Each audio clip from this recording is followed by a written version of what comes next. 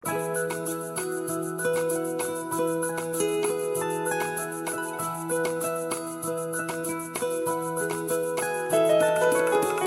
ख्वाहिशें मेरे अरमान मेरा बस यही सपना जिंदगी में हर कोई समझे हम सफर मुझे अपना अपना बस अपना।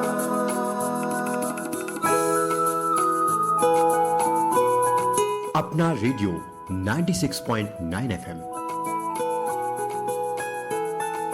अपना बस अपना।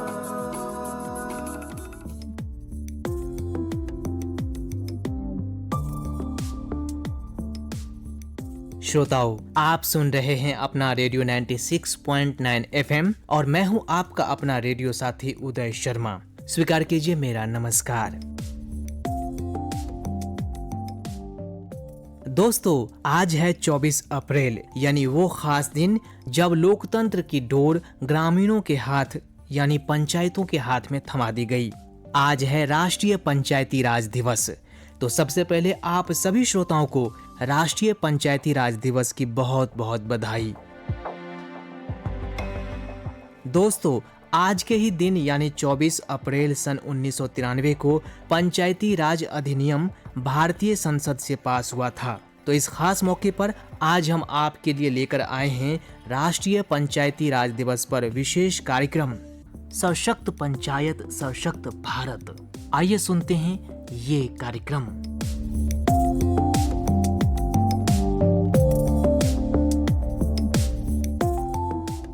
श्रोताओ, गांधी जी कहा करते थे, सच्चा लोकतंत्र केंद्र में बैठकर राज्य चलाने से नहीं होता, बल्कि ये तो गांव के हर एक व्यक्ति के सहयोग से चलता है। यानी लोकतंत्र में अगर हर व्यक्ति की भागीदारी ना हो और महज कुछ लोग ही सत्ता पर काबिज होते रहें, तो वो लोकतंत्र के स्वास्थ्य के लिए ठीक नहीं होता है। महज कुछ लोगों द्वारा शासित लोकतंत्र सिर्फ एक बेईमानी है, एक छलावा है। लोकतंत्र की शुचिता, सहभागिता और जीवंतता के उद्देश्य से यानी लोकतांत्रिक प्रणाली के जरिए सत्ता में सबकी भागीदारी हो, प्रत्येक व्यक्ति को सत्ता में आने का अवसर प्राप्त हो और ग्राम स्तर पर व्यक्ति स्वयं के लिए, अपने समाज के लिए, अपने गांव पंचायत के लिए नीति का निर्माण कर सके। इस हेतु पंचायती राज व्यवस्था अपनाई गई।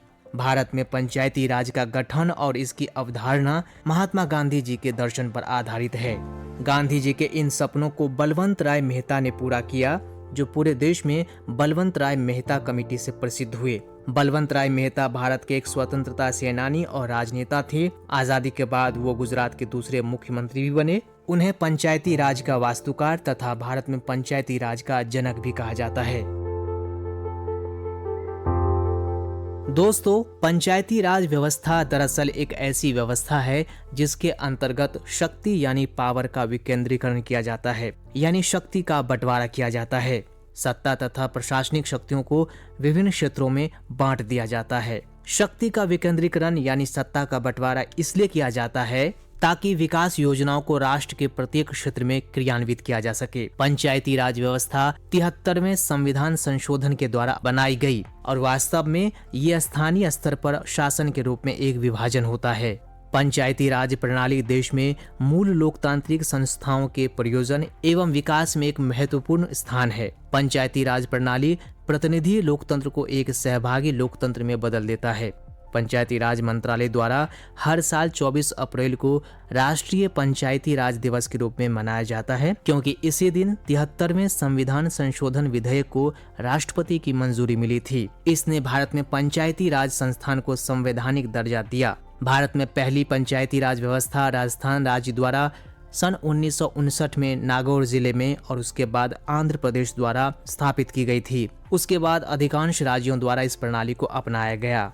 श्रोताओं, आपको बता दें, पंचायती राज व्यवस्था निर्माण हेतु एक विधि तैयार करने के लिए संबंधित केंद्रीय सरकारों द्वारा कई समितियों का गठन किया गया था और ये समितियां थी बलवंत राय मेहता समिति 1957, अशोक मेहता समिति 1977, GV राव समिति 1985, LM सिंघवी समिति 1986, थुगुन समिति और गाडगिल समिति। कई समितियों के बाद राजीव गांधी सरकार ने 64वां संवैधानिक संशोधन बिल पेश किया, लेकिन इसे राज्यसभा में इस आधार पर अस्वीकार किया गया कि उसने संघीय व्यवस्था में केंद्रीयकरण को मजबूत करने की मांग की थी। हालांकि नरसिम्हा राव सरकार ने सभी विवादास्पद पहलुओं को हटाने के लिए विधेयक को संशोधित किया और विधेयक पेश किया। इसलिए 73वें और 74वें संशोधन अधिनियम दोनों को संवैधानिक दर्जा देने के लिए पारित किया गया। तो चलिए दोस्तों, इस खास मौके पर हम आपको सुनवा रहे हैं ये बातचीत। श्रोताओं, आप सुन रहे हैं अपना रेडियो 96.9 FM और आज आप सभी जानते ही हैं कि राष्ट्रीय पंचायती राज दिवस है और इस मौके पर अब हम आपको सुनवा रहे हैं एक बातचीत। और इस बातचीत में हमने विशेषज्ञ के रूप में आमंत्रित किया है इंदिरा गांधी राष्ट्रीय मुक्त विश्वविद्यालय के प्रोफेसर प्रमोद कुमार को। दोस्तों, मैं आपको बता दूं कि प्रोफेसर प्रमोद कुमार की कई किताबें प्रकाशित हैं जो भाषा, साहित्य और संस्कृति से संबंध रखती है और अनुवाद के क्षेत्र में भी इनकी कई पुस्तकें प्रकाशित हैं। और हम सभी जानते हैं कि जो साहित्य की बात आती है, भाषा की बात आती है, तो उसका ग्रामीण परिवेश से अटूट संबंध रहता है। ग्रामीण जीवन की झलक हमें देखने को मिलती है और ग्रामीण जीवन की जब बात आएगी तो वहाँ के लोगों की बात होती है, वहाँ के मुद्दों की बात होती है, वहाँ की अपनी जो परिस्थिति है, हालात हैं, जीवन शैली है, उन सब को प्रतिबिंबित करता है। और प्रोफेसर प्रमोद कुमार का जो देश विदेश में भ्रमण रहा है, जहाँ पर भारत की जो सांस्कृतिक विविधता है, अपनी सांस्कृतिक पहचान है, एक अद्भुत सांस्कृतिक विरासत को लिए हुए हैं हम, तो उसको उन्होंने जो है देश विदेश में प्रचार प्रसार किया है और भारत के अद्भुत सांस्कृतिक विविधता पर इनका शानदार लेक्चर रहा है। तो इनसे बातचीत करना आज अच्छा अवसर है जानने को कि किस तरह से राष्ट्रीय पंचायती राज दिवस से ग्रामीण जीवन के लिए, खास तौर पे उन लोगों के लिए जिसके बारे में कहा जाता है कहीं न कहीं पिछड़ गए हैं या वंचित समाज से हैं, उनके लिए कितना किफायती है। तो चलिए इनसे करते हैं बातचीत।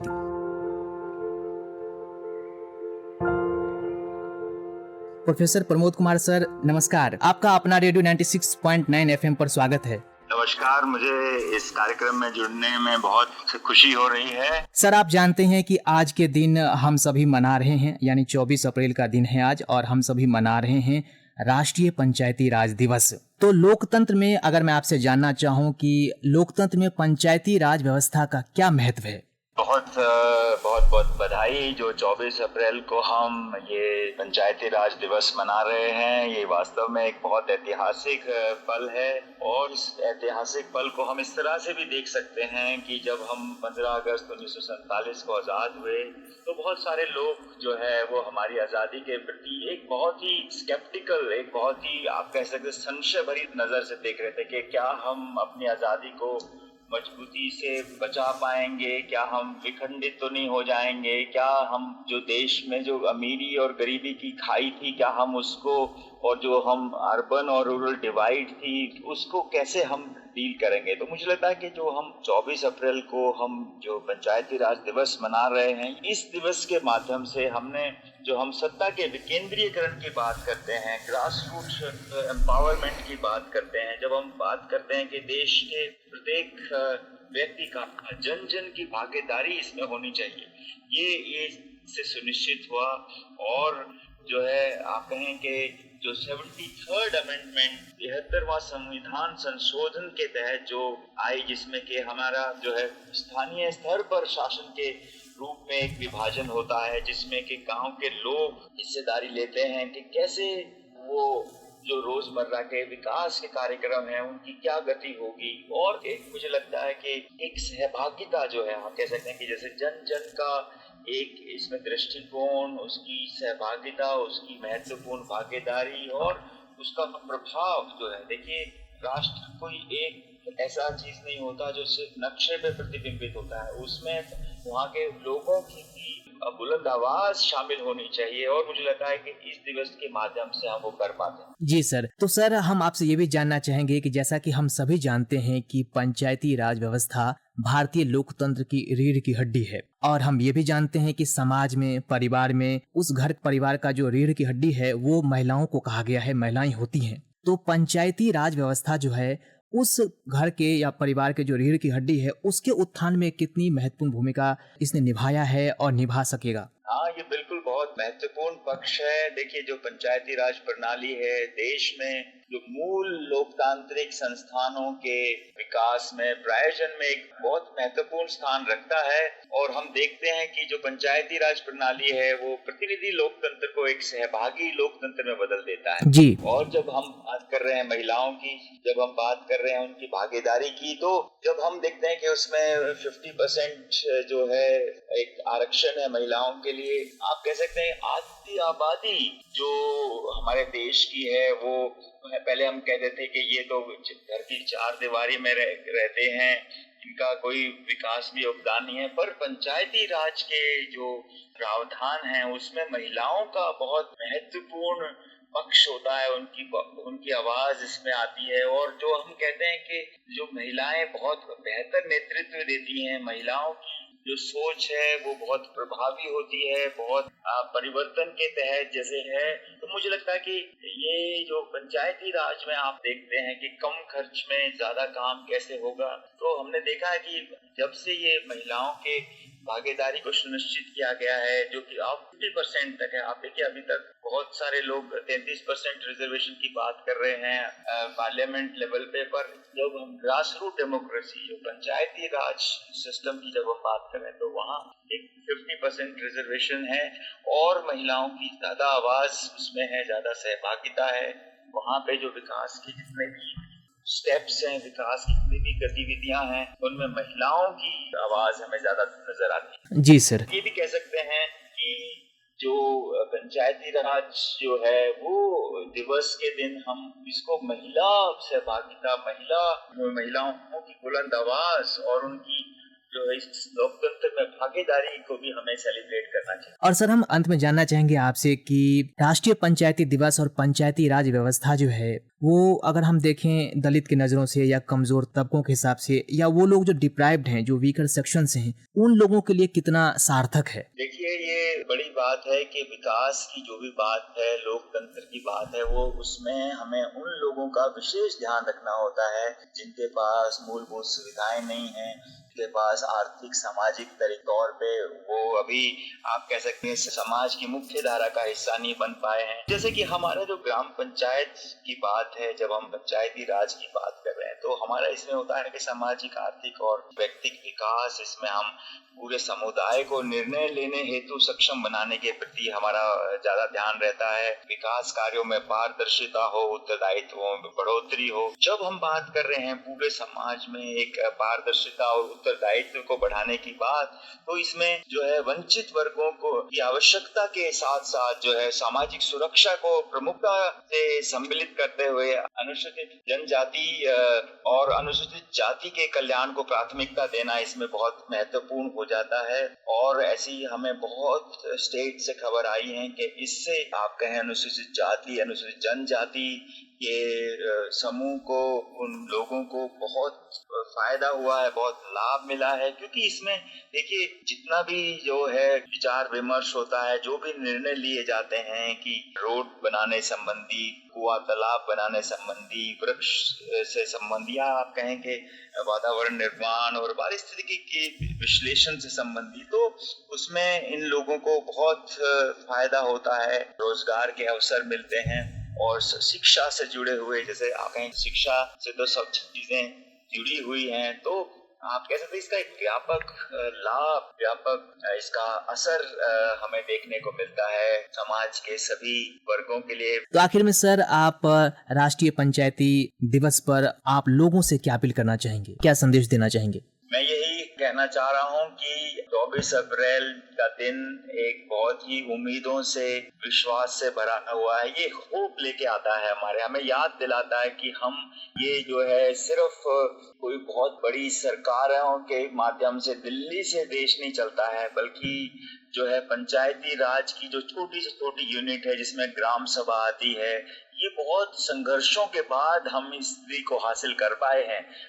अगर आप इसका इतिहास पढ़ेंगे तो आपको पता लगता है कि कितनी कमेटियों के तहत, कितनी पार्लियामेंट की मीटिंग्स के बाद, जिसमें कि अगर मीटिंग्स की बात बताऊं तो बलवंत राय मेहता समिति, अशोक मेहता समिति, LM सिंघवी, तुगोन समिति, गाडगिल समिति और न जाने कितनी सारी चर्चाओं के बाद ये दिन हमारे सामने आया है। हमें अब एक आम नागरिक की तरह से इस देश के एक सक्षम, एक जिम्मेदार नागरिक होने के नाते जो ये हमें सक्षमता देता है, जो हमें ताकत देता है, उसका इस्तेमाल करना है। हमारे देश को हम कैसे और सक्षम और बुलंद बना सकते हैं, उसके प्रति हमें अपनी जिम्मेदारी को निभाना है और हम अपने देश को और महान देश बना पाएं।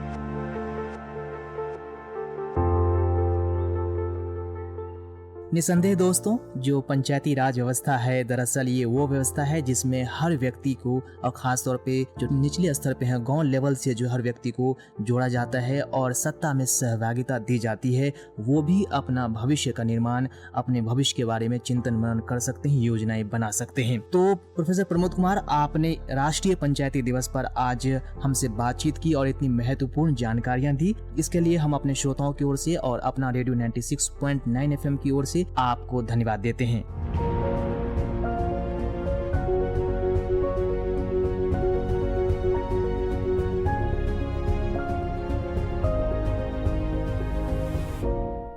दोस्तों, आपको 73वां संविधान संशोधन अधिनियम की विशेष जानकारी दें तो आपको बता दें कि 73वां संशोधन अधिनियम ने भाग 9 को भारत के संविधान में पंचायतों के नाम से जोड़ा। इसमें अनुच्छेद 243 से 243 तक के प्रावधान है। एक नई अनुसूची के अलावा 11वीं अनुसूची को जोड़ा गया जो 243 के साथ संबंधित है। इसमें पंचायतों के 29 कार्यात्मक विषय हैं। अधिनियम ने एक डीपीएसपी संविधान के अनुच्छेद 40 को व्यवहारिक रूप दिया।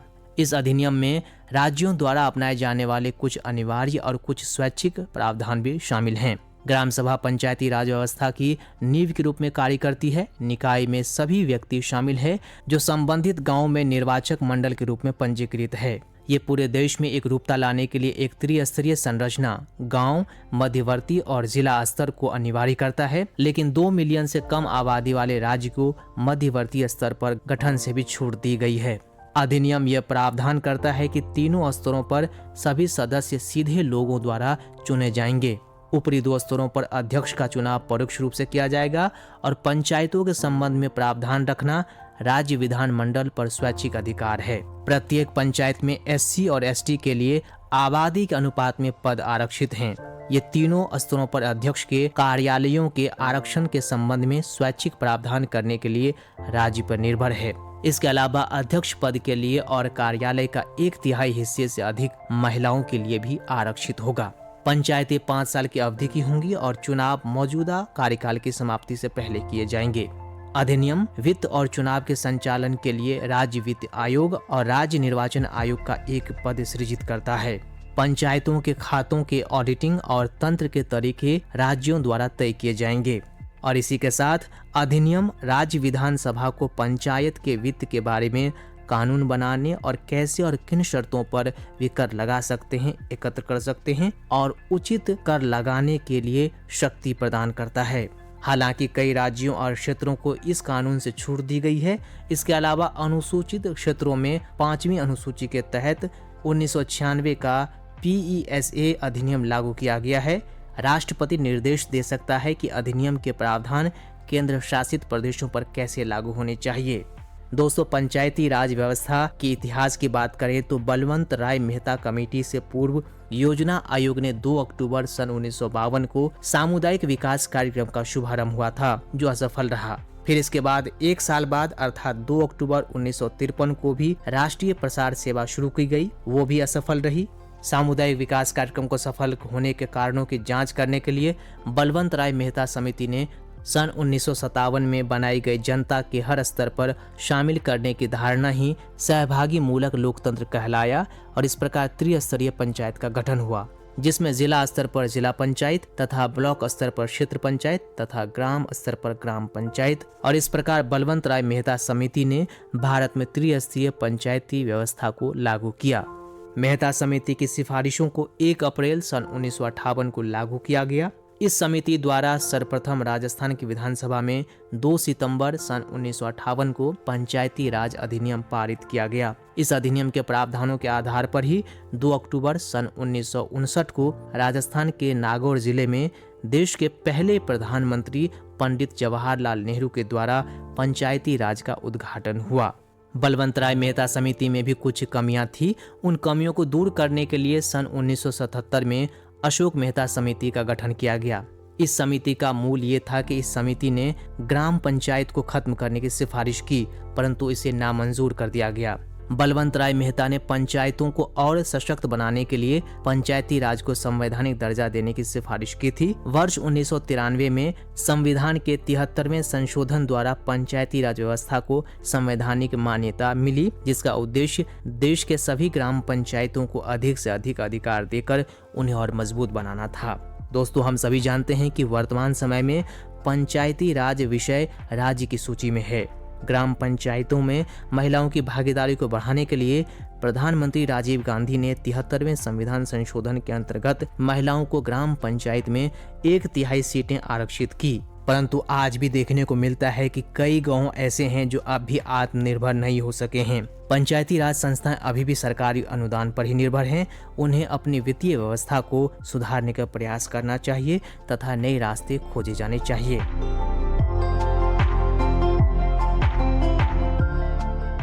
पंचायती राज व्यवस्था के बारे में पूर्व प्रधानमंत्री श्री राजीव गांधी ने कहा था, गांधी जी ने कहा था कि स्वराज की मेरी कल्पना ये नहीं कि सत्ता कुछ ही लोगों के हाथ में आ जाए, बल्कि ये है कि जनता में सत्ता का दुरुपयोग रोकने की क्षमता पैदा हो।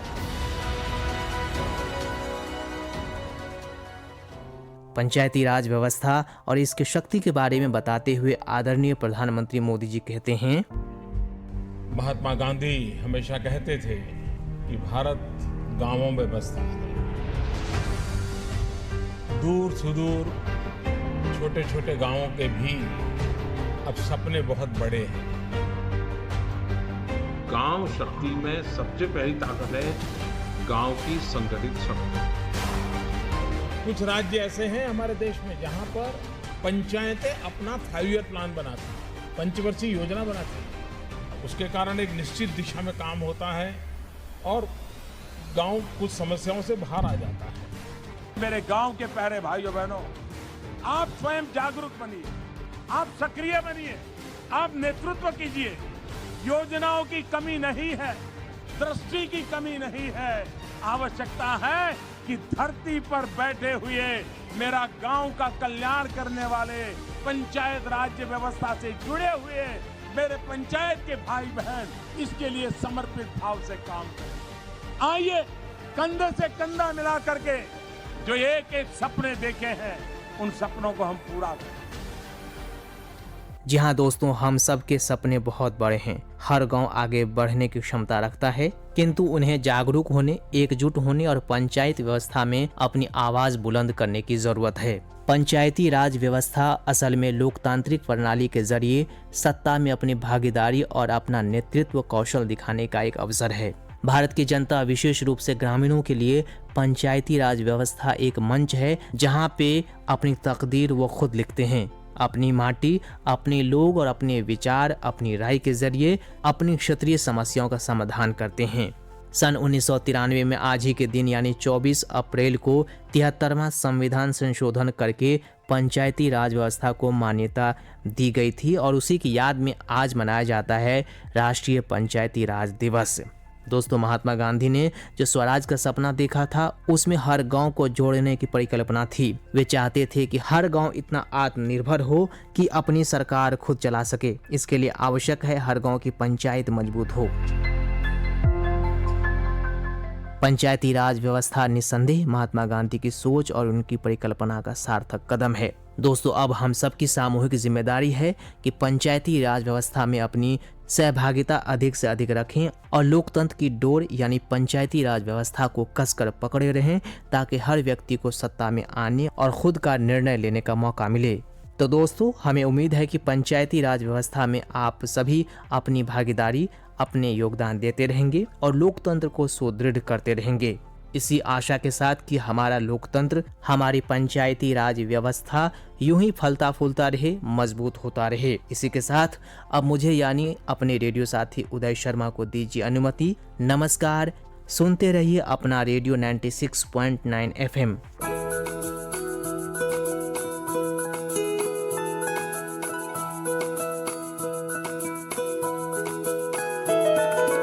मेरी ख्वाहिशें मेरे अरमान मेरा बस यही सपना जिंदगी में हर कोई समझे हम सफर मुझे अपना अपना बस अपना